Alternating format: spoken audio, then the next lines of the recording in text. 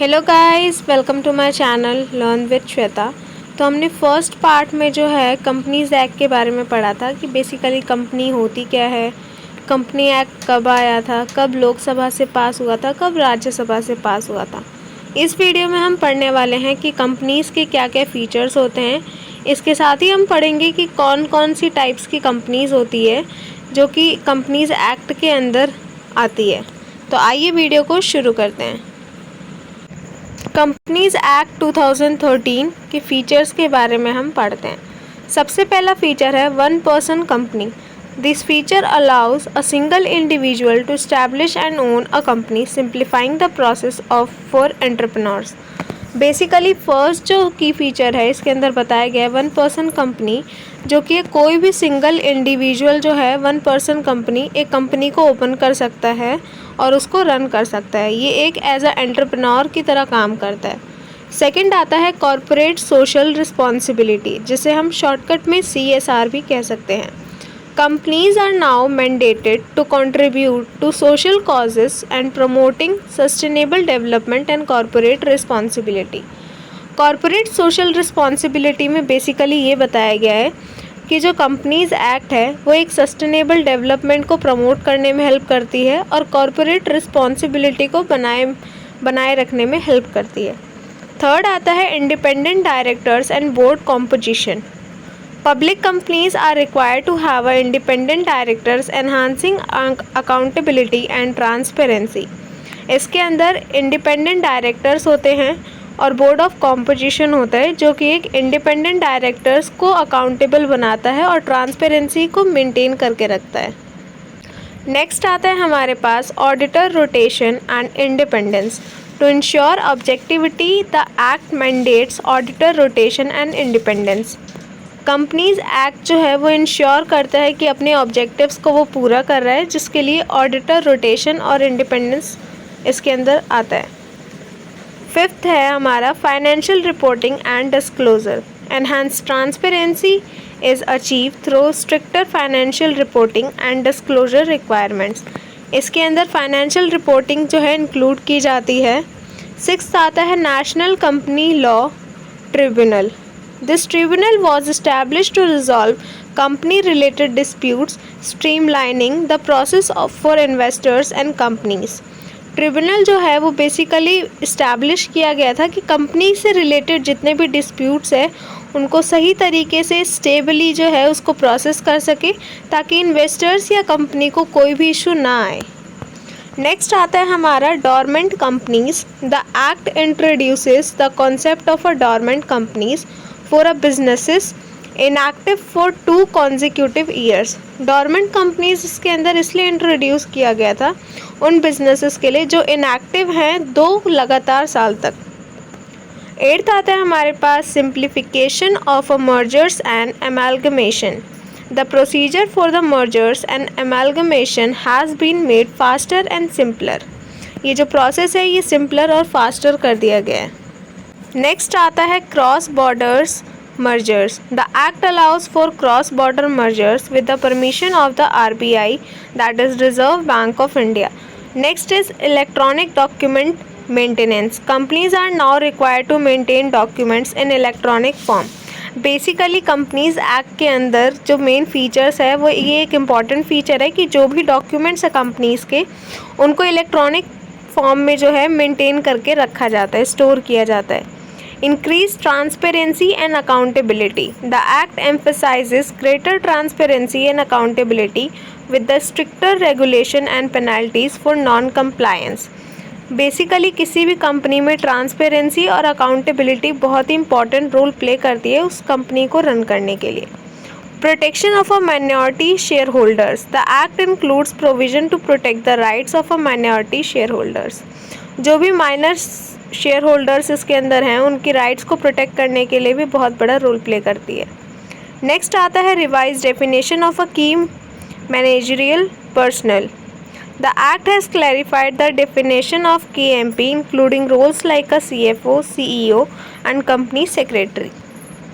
Next आता है enhance penalties for a non compliance. The act introduces harsher penalties for non compliers non compliance, deterring unethical practices, अगर कोई भी unethical practices हो रही है कंपनीज़ के अंदर तो उसके अंदर जो है उनके लिए बहुत ही ज़्यादा पेनल्टीज़ भी इसके अंदर लगाई जाती है। कंपनीज़ एक्ट के अंदर ये मेंशन किया गया है। 15th है alignment with the global standard. The act aligns Indian corporate law with global best practices to attract foreign investment and improve India's global business image. Basically इसका ये भी इम्पॉर्टेंट की फीचर है कि ग्लोबल स्टैंडर्ड को maintain करके रखता है ताकि इंडिया के अंदर फॉरेन इन्वेस्टमेंट भी इंक्रीज़ हो सके और एक इंडिया का ग्लोबल बिजनेस इमेज भी बना के रखता है। इसके बाद नेक्स्ट हम पढ़ने वाले हैं types of companies. Companies act के अंदर बेसिकली 3 टाइप्स के कंपनीज़ होते हैं। पहला होता है 1 पर्सन कंपनी, सेकंड होता है प्राइवेट लिमिटेड कंपनी और थर्ड होता है पब्लिक लिमिटेड कंपनी। तो आइए इन तीनों कंपनीज़ के बारे में हम डिटेल में पढ़ते हैं।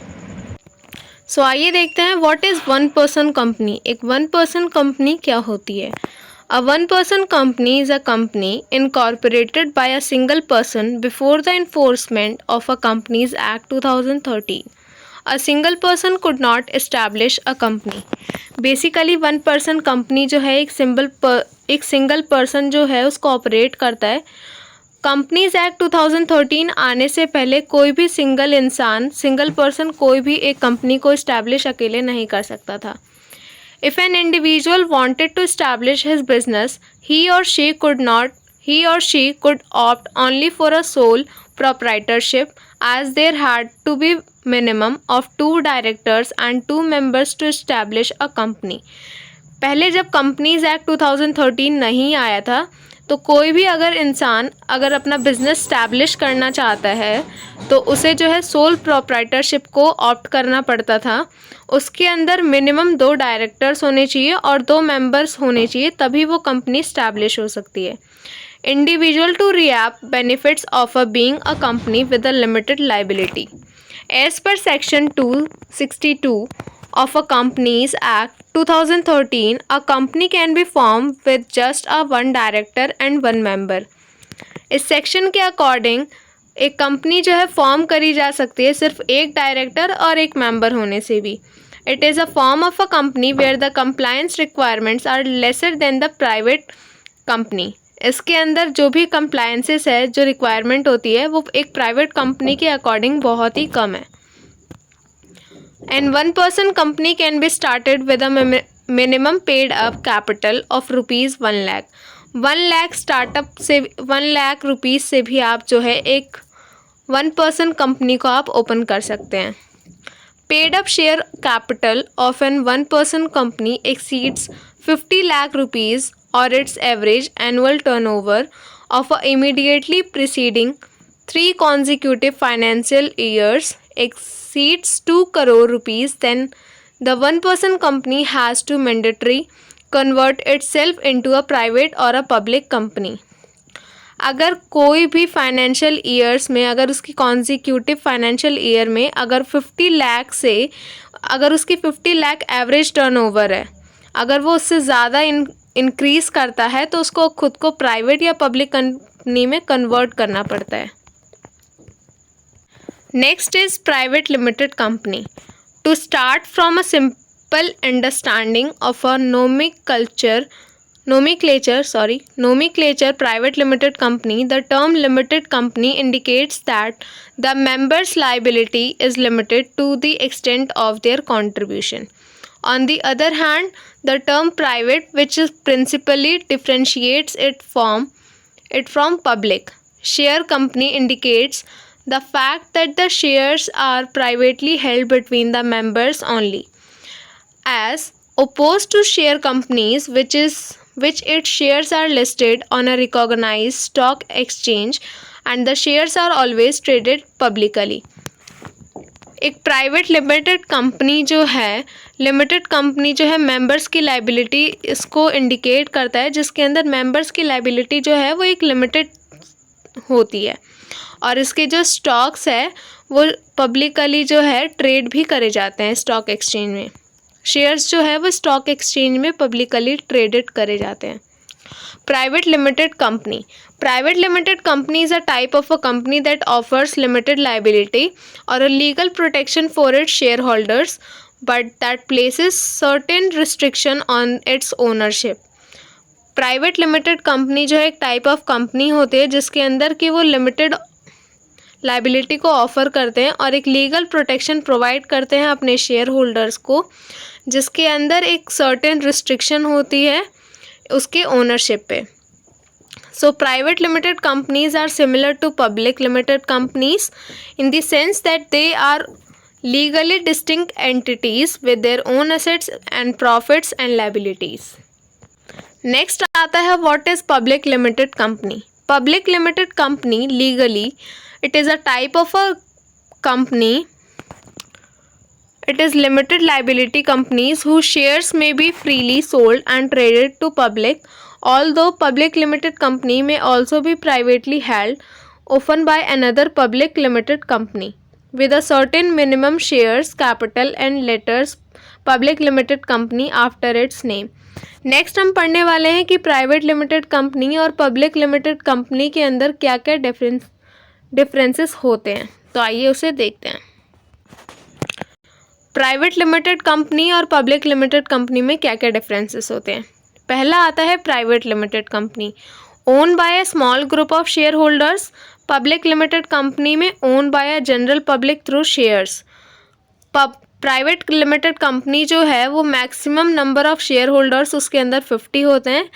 अब जो है अपडेट कर दिया गया है जो कि maximum number of share holders 200 हो सकते हैं.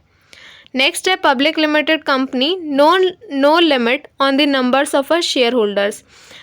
पब्लिक लिमिटेड कंपनी में कोई भी नंबर ऑफ शेयर होल्डर्स जो है उनकी कोई लिमिट नहीं होती है क्योंकि वो पब्लिक के थ्रू ही ओन करे जाते हैं.